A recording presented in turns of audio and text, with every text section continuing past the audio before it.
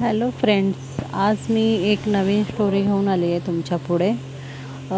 आमच्या इथे ना एक आजी आहे।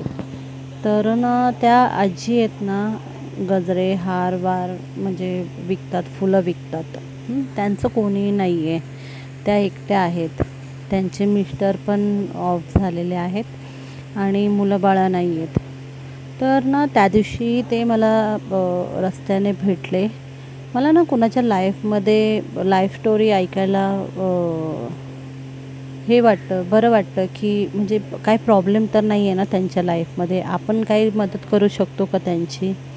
तर तसं ना त्यांच्या लाईफमध्ये त्यांनी स्वतःच सांगितलं की त्यांची जी रूम आहे, त्यांचं रूमच्या वरती म्हणजे भाड्याने राहणारे होते कोण व्यक्ती, तर ते खूप वर्ष झाले तिथे राहत होते।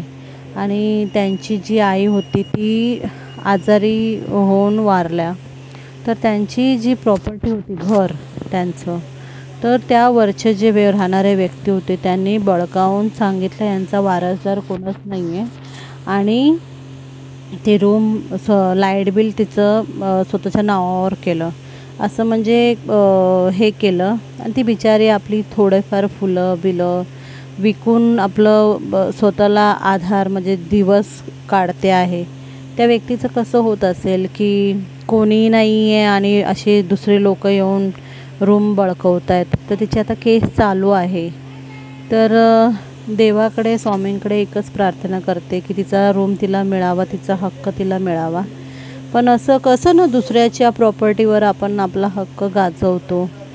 काय होणार त्या म्हातारीचं ह्या वयामध्ये, कुठून ती पैसा आणणार, कुठून काय करणार आहे, मला तर खरंच कळत नाही आहे।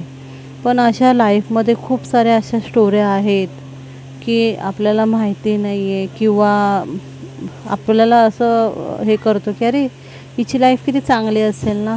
आणि जेव्हा क्षणाला आपल्याला कळतं अरे हिचं कोणच नाही आहे आणि कारण की ती आहे ना माझ्याकडे नेहमी आहे ना, मी नाश्ता बनवायचे, नाश्ता विकायचे, तेव्हा ती माझ्याकडे साबुदाणा खिचडी घ्यायला यायची।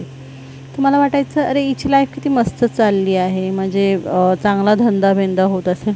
पण तिच्या पाठचं जी स्टोरी आहे ती खूप भयानक आणि विचित्र होती। ती बिचारी एवढी म्हातारी आहे, मला वाटतं 60-65 वर्षाच्या वरती झालेली आहे आणि तिची कोर्टामध्ये केस चाललेली आहे। तर बघूया आता तिचं काय होतं आहे पुढे।